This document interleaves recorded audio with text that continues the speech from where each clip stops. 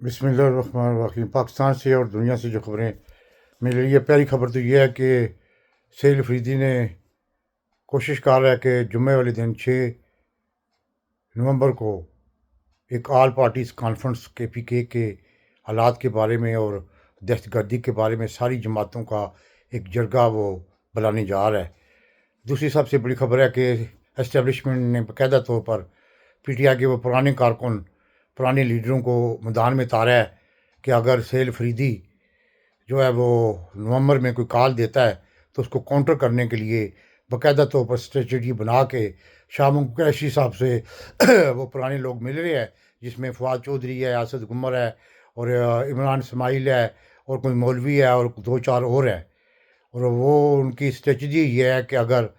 बाकायदा तौर पर सैयद अफरीदी ऐलान करता है लॉन्ग मार्च का इस्लामाबाद की तरफ, तो वो चाहेंगे कि लोगों को यानी कि डिवाइड कर दिया जाए और वो लोगों को यही यानी कि चूरन बेचेंगे कि हमारी इस्टेब्लिशमेंट से बात हो गई है और हमारी इस्टेब्लिशमेंट से बात चल रही है और इमरान खान साहब को हम रिहा करवा लेंगे। और इस तरह रिहाई नहीं होगी, बल्कि इस तरह उनको मज़ीद जेल में रखा जाएगा। ये बाकायदा तौर पर फवाद चौधरी आपको पता है कौन है, और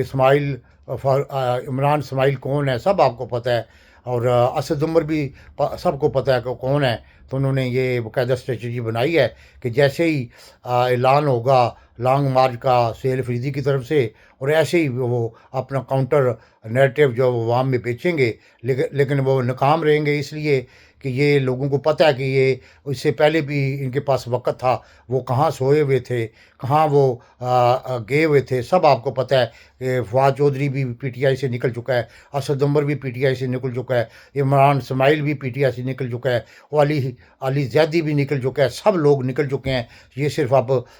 इस्टेब्लिशमेंट के लिए खेल रहे हैं, ये सबको पता होना चाहिए और अवाम को भी पता होना चाहिए। और बाकायदा तौर पर अभी तक PTI की अंदर की तरफ से कोई ऐसी लाएअमल नहीं आया कि वो उनका काउंटर किया जाए, लेकिन ये है कि उन्होंने अपनी कैंपेन शुरू कर दी है, क्योंकि जो है ना नवंबर में आसिम मुनीर की एक्सटेंशन जो है वो लाजमी आसिम मुनीर चाहता है और उसने अपने बंदे जो है लॉन्च कर दिए हैं। तीसरी सबसे बड़ी खबर है कि 27वीं आइनी तरमीम लाई जा रही है और इसमें बाकायदा तौर पर एक माहौल बनाने के लिए जो मौलाना फजल मान है वो बड़े बुलंद बांग दावे कर रहा है और बड़ी मुखालिफ बातें कर रहा है, लेकिन यह कि उसी के कामरान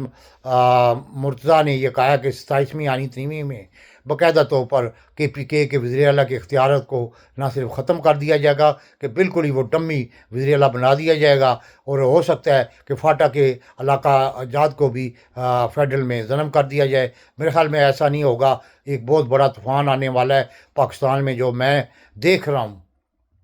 क्योंकि आसिम मुनीर को अगर 250 जर्नैलों ने इससे पहले ना उतारा तो फिर लाजमी बात है आसिम मुनीर हर हद तक जाएगा और हर हद क्रॉस करेगा, जिस तरह उसने TLP पे मोहसिन नकवी के ज़रिए, मरियम नवाज़ के ज़रिए, अपनी मिलिट्री इंटेलिजेंस के ज़रिए, ISA के ज़रिए, यानी कि तकरीबन 1000 बंदा, मैं नहीं कह रहा है, रहम ग्रेम है अमेरिकन सैफ़ी, उसने बताया था 1000 बंदों को शहीद कर दिया गया था। इस 26 नवंबर को भी आपको पता है कि कम से कम 300-400 बंदा शहीद कर दिया गया था। तो ये बंदा कुछ नहीं, ये बंदे पे डिपेंड ना करेंगे, ये बंदा कुछ भी करवा सकता है। इसने 26वीं आनी तरमीम करके पाकिस्तान के जो अदलिया का निज़ाम है वो उसको तकरीबन ख़त्म कर दिया है। और अभी ये भी खबरें आ रही हैं कि 5वीं खबर ये है कि जो लोग बेचारे अपनी जमा पूंजी बेच के और बाहर जाना चाहते थे उनको भी बाकायदा तौर पर रोका जा रहा है। उनको कहा जा रहा है कि वो एफिडेविट दें कि वो जिस मुल्क में जा रहे हैं उस मुल्क के आइन की खिलाफवर्जी नहीं करेंगे, उस मुल्क में मतलब पुरअमन तरीके से रहेंगे, और इस तरह के वो यानी कि हथकंडे इस्तेमाल कर रहे हैं। एक नया मतलब कि FIO को ये इख्तियार दिया गया कि अवाम को जिस तरह चाहते हैं वो लूटें। पिछले दिनों आपने सुना होगा कि हरीपुर के 2 नौजवान जो है वो इंडोनेशिया जाना चाह रहे थे, तो उनसे 4-4 लाख FIA ने मांगा था और बाकायदा वो केस हाई कोर्ट में भी चला था और उसका यही नतीजा निकला था कि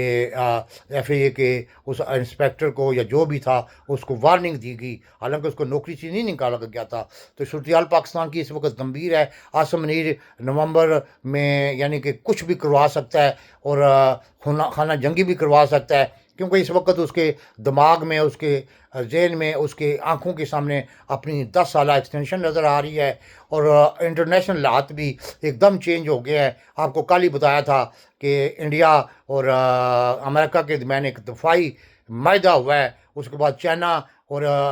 अमेरिका के दरमियान भी बर्फ़ पिघल चुकी है। दोनों सुदूर आपस में मिल चुके हैं। उसके बाद अफ़गानिस्तान के बारे में भी सब आपको पता है कि माहिदा तकरीबन सीज़ फायर का हो चुका है। और इसका जो ख्वाब था कि मैं मदनियात बेचूँगा, वो भी सैयद अफरीदी ने कहा कि ये इसके बाप की, ये केपीके नहीं है, ये हमारी जदायतें हैं, ये हमारी सरज़मीन है, हम किसी को भी इस पे इसको बेच के तो डॉलर नहीं कमाने देंगे। तो हालात पाकिस्तान के बड़े गंभीर हैं, सूरत-ए-हाल बड़ी गंभीर नज़र आ रही है।